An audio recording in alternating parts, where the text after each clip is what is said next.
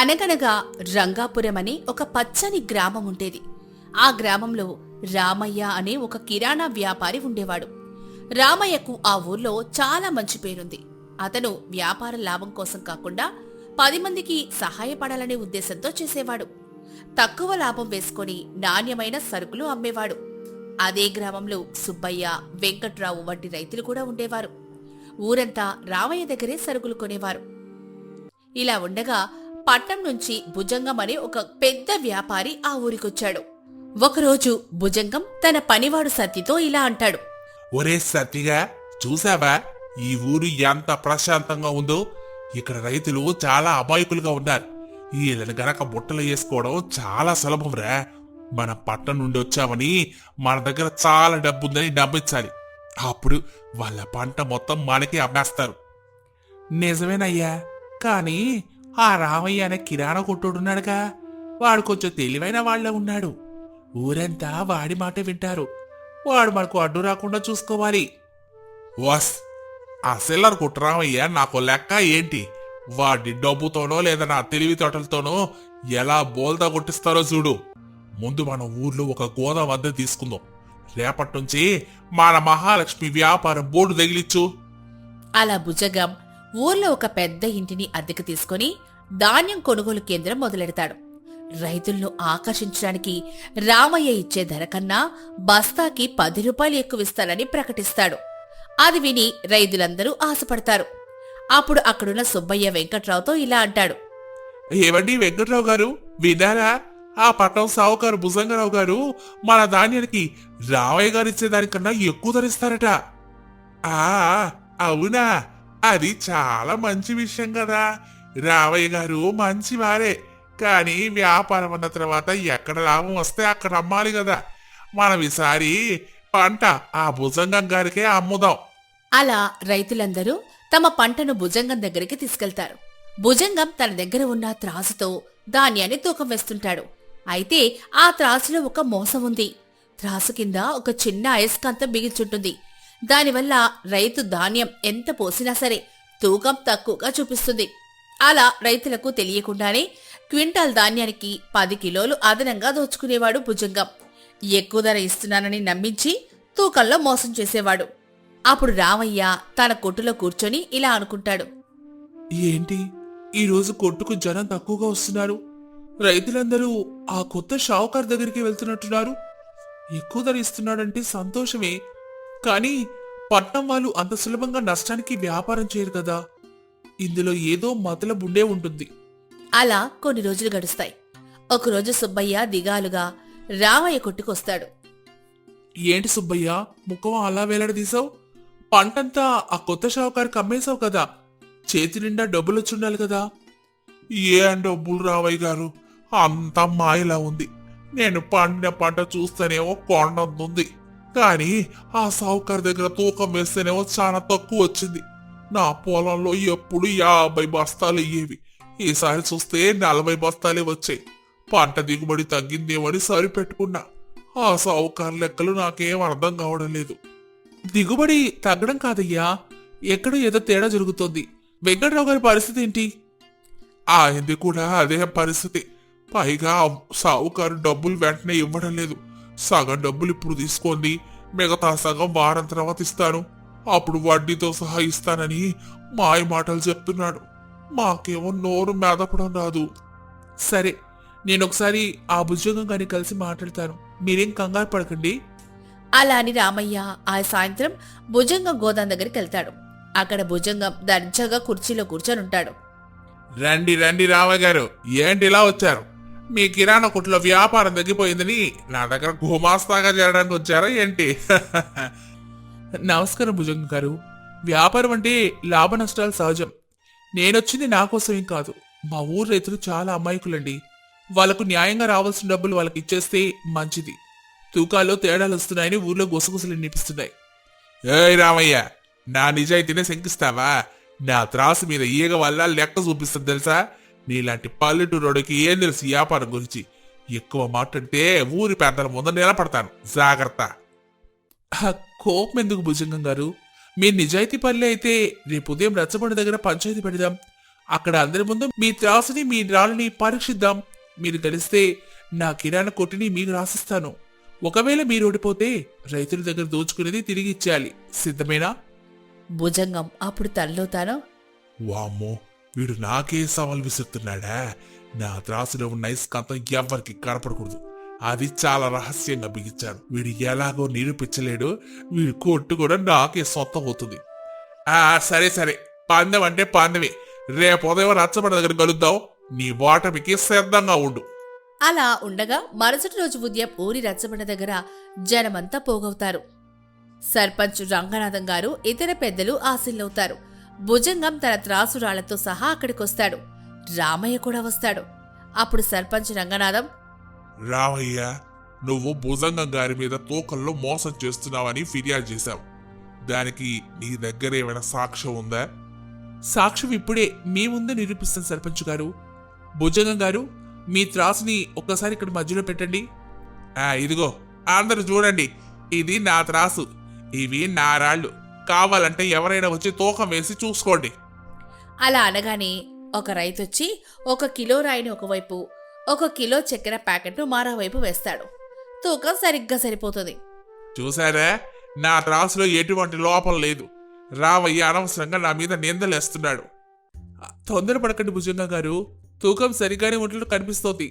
కానీ మనం ఒక చిన్న పరీక్ష పెడదాం. వ్యాపారంలో అమ్మడమే కాదు, కొనడం కూడా ఉంటుంది కదా. అంటే ఏం చేయమంటావు? ఇప్పుడు మనం ఒక ఒప్పందం చేసుకుందాం. మీ దగ్గర చాలా నాణ్యమైన బియ్యం ఉన్నాయి కదా. నేను మీ దగ్గర నుంచి 1 బస్తా బియ్యం కొంటాను. అలాగే నా దగ్గర చాలా స్వచ్ఛమైన బెల్లం ఉంది. అది మీరు నా దగ్గర కొనాలి. అయితే ఒక షరతు. ఏంటా షరతు? మీరు అమ్మేటప్పుడు మీ త్రాసునే వాడండి, కానీ నేను మీకు అమ్మేటప్పుడు కూడా మీ త్రాసునే వాడతాను. అయితే త్రాసు పళ్ళాలు తారుమారు చేద్దాం. అంటే మీరు సరుకు వేసే వైపు రాళ్లు వేయండి, రాళ్లు వేసే వైపు సరుకు వేయండి. ఎలాగూ 2 పళ్ళాలు సమాన బరువు ఉంటాయి కదా, దానివల్ల నష్టమేమీ లేదు కదా. అది ఎలా కుదురుతుంది? ఎప్పుడు ఎడం వైపే కదా సరుకు, కుడివైపు రాలేయడం ఆచారం. ఆచారం తప్పితే అరిష్టం అబ్బాయి. వ్యాపారంలో ఆచారం కన్నా నమ్మకం ముఖ్యం కదా భుజంగం గారు. త్రాసులో దోషం లేనప్పుడు పళ్ళాలు మార్చితే వచ్చే నష్టం ఏముంది? కేవలం పళ్ళాలు మార్చి తూకం వేయడానికి మీరెందుకు భయపడుతున్నారు? రామయ్య అడిగిన దాంట్లో తప్పు లేదనిపిస్తుంది భుజంగం. నీ త్రాసు నిజమైందైతే పళ్ళేలు మార్చినా తూకం సమానంగానే రావాలి కదా. అలా అనగానే భుజంగం ముఖం పాలిపోతుంది. ఎందుకంటే అతను త్రాసులో ఒకవైపు పల్లెం కింద మాత్రమే అయస్కాంతం బిగించాడు. సరుకు వేసే వైపు ఆ అయస్కాంతం ఉండటం వల్ల ఇనప వస్తువుల వల్ల పల్లెం కిందకి లాగబడుతుంది. దానివల్ల తక్కువ సరుకు వేసినా బరువు సరిపోయినట్టు చూపిస్తుంది. ఇప్పుడు పళ్ళాలు మారిస్తే రాళ్లు వేసే వైపు బరువు పెరిగి తాను ఎక్కువ సరుకు ఇవ్వాల్సి వస్తుంది. లేదా రామయ్య అమ్మేటప్పుడు రామయ్యకు లాభం వస్తుంది. అది ఈ త్రాసు అలాంటిది కాదు. దీనికి ఓ పద్ధతి ఉంటుంది. పద్ధతి పక్కన పెట్టండి సర్పంచ్ గారు, ఒకసారి ఆ త్రాసు పళ్ళాలు తీసి చూడండి. అలా అనగానే సర్పంచ్ రంగనాథం గారు వెళ్లి త్రాసు పళ్ళాలు తీసి చూస్తారు. ఒక పల్లెం అడుగున చిన్న నల్లటి బిళ్ళ అతుక్కొనుంటుంది. ఇదేంటి భుజంగం, పళ్ళెం కింద అయస్కాంతం బిగించావు? అందుకేనా రామయ్య పళ్ళాలు మార్చమంటే అంత కంగారు పడ్డావు? మోసం, దగా, ఇన్నాళ్ళు మనల్ని నిలువులో మోసం చేశాడన్నమాట. మన పంటనంతా ఇలాగే తూకం వేసి దొంగలించాడు. అందుకేనయ్యా నా పంట 50 బస్తాలు రావాల్సింది 40 బస్తాలే వచ్చింది. ఆ 10 బస్తాలు ఆ అయస్కాంతం మాయ అన్నమాట. చూసారా రైతులారా, పట్టణం నుంచి వచ్చాడు, ఎక్కువ ధర ఇస్తారని ఆశపడ్డారు. కానీ అతనిచ్చే ఎక్కువ ధర అతను చేసే తూకం మోసం ముందు చాలా తక్కువ. వ్యాపారంలో మనకు తెలిసిన వాళ్ళు, నమ్మకస్తులు ముఖ్యం, కానీ ఆశ పెట్టేవాళ్లు కాదు. నన్ను క్షమించండి, ఏదో దురాశ కొద్దీ అలా చేసేశాను. ఇంకెప్పుడు అలా చేయను. చేసిన తప్పుకు శిక్ష అనుభవించాల్సింది. నువ్వు రైతుల దగ్గర అదనంగా తీసుకున్న ధాన్యమంతా తిరిగిచ్చేయాలి.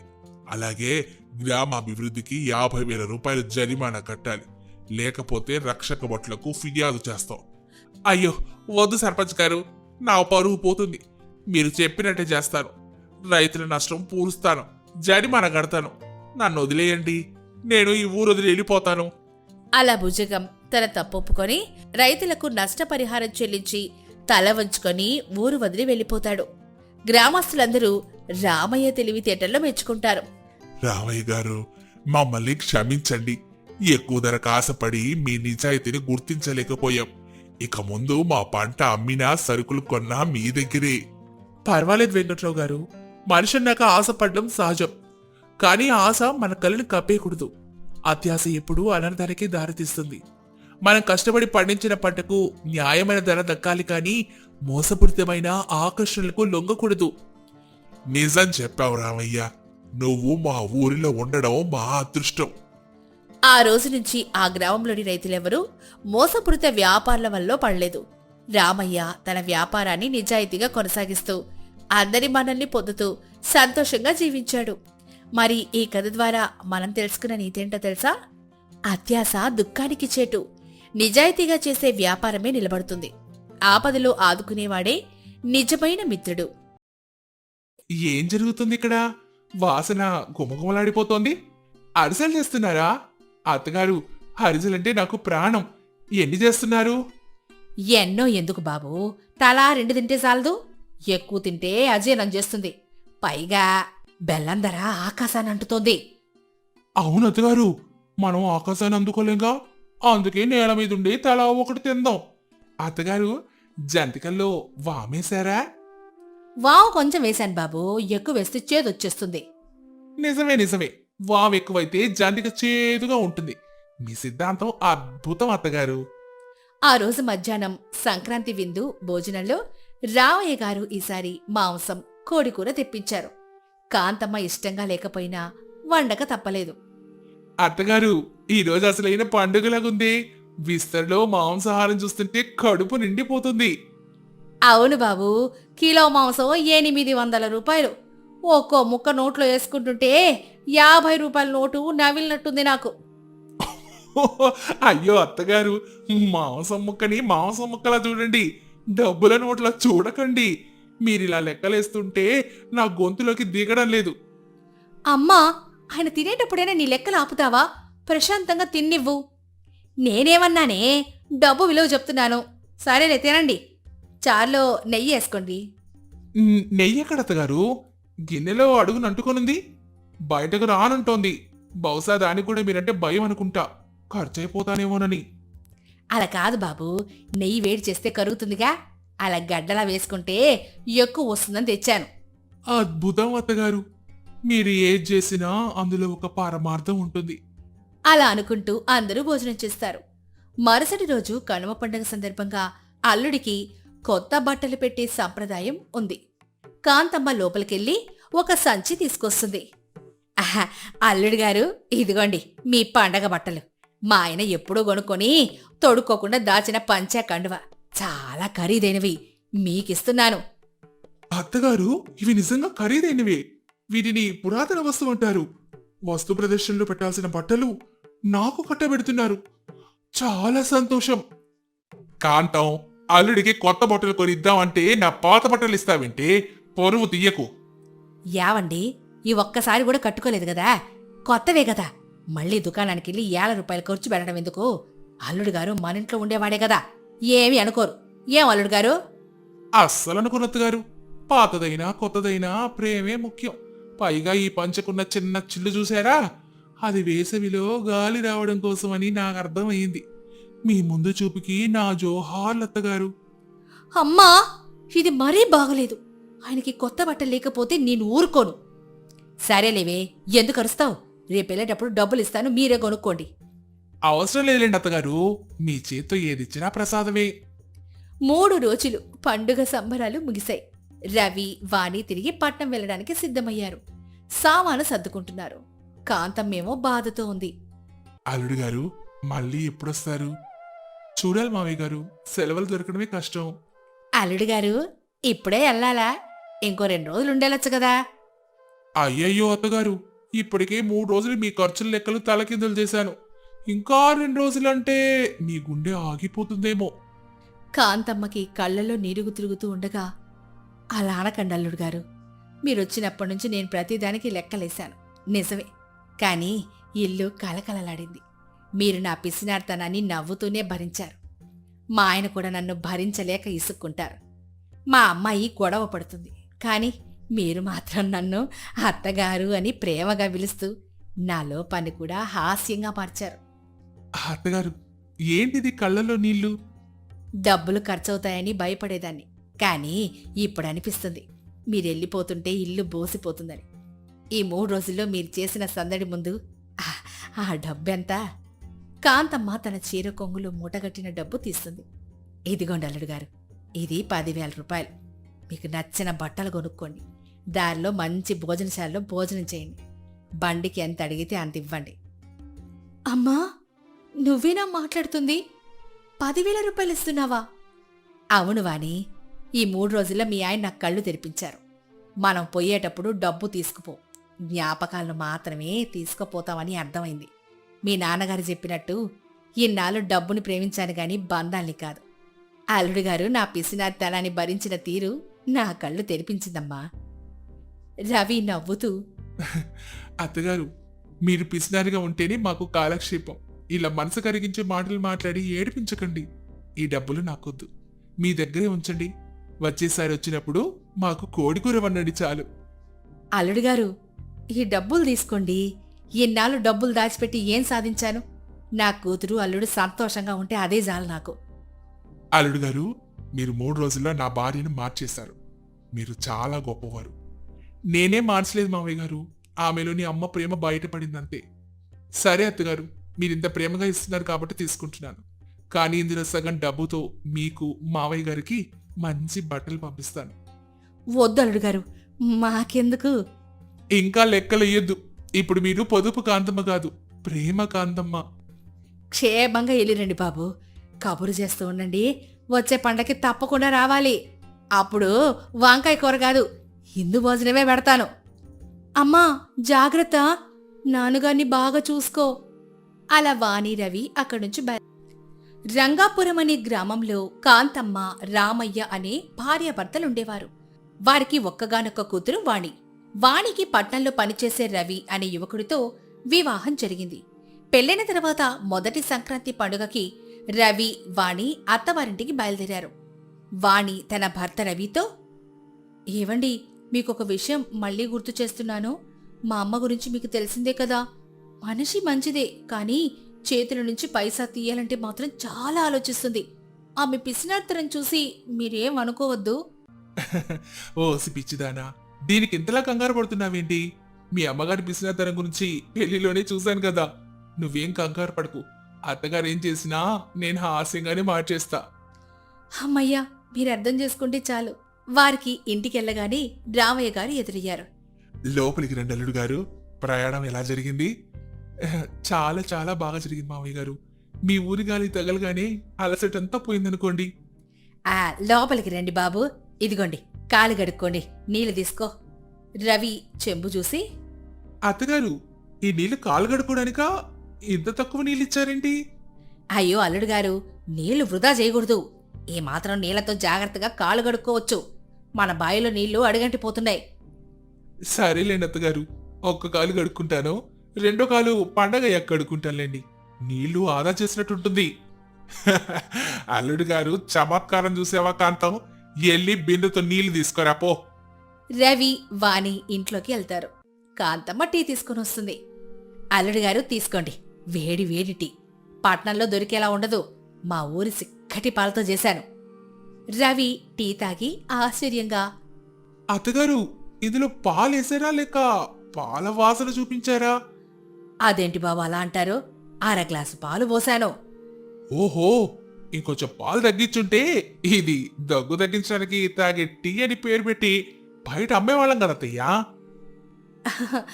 అమ్మా, ఆయనకు ఇలాంటి టీ అలవాట్లేదు కదా, ఇంకొంచెం పాలు పోసివ్వు. పాలు లీటర్ ఎంతో తెలిసే. అయినా అల్లుడు గారు తమాషాకంటున్నారులేవే. అవును వాణి, అత్తగారు చేసింది సరైన పని. అత్తగారు, ఈ పానీయం అద్భుతం. దీని రుచి నాకు జీవితాంతం గుర్తుండిపోతుందనుకోండి. మధ్యాహ్నం భోజనం సమయం అవుతుంది. రామయ్య, రవి మాట్లాడుకుంటారు. ఏం బాబు, ఉద్యోగం ఎలా ఉంది? అన్నీ బాగానే ఉన్నాయి మావయ్య గారు. కానీ ఇక్కడికి వచ్చాకే తెలిసింది మేమక్కడ ఎంత వృధాగా బ్రతుకుతున్నామో అని. అత్తగారిని చూసి ఇంటి నిర్వహణ పాఠాలు నేర్చుకోవాలి. నీకు అర్థమైతే చాలు నాయనా. ఆమె పిసినార్తనం వల్ల నేను ఎన్నో ఇబ్బందులు పడుతున్నాను. నాకే తెలుసు. కూరలు ఉప్పు వేయాలన్నా కూడా 10 సార్లు ఆలోచిస్తుంది. పర్వాలేదు మావయ్య గారు, ఉప్పు ఎక్కువైతే రక్తపోటు వస్తుంది. కాంతమ్మ విస్తరి నిండా అన్నం వడ్డించకుండా కొద్ది కొద్దిగా వడ్డిస్తుంది. అల్లుడి గారు, ఇదిగోండి వంకాయ కూర. మా తోటలో కాసిన కాయలు వంకాయలివి. ఒక్కొక్కటి ఆనుముత్యం అనుకోండి.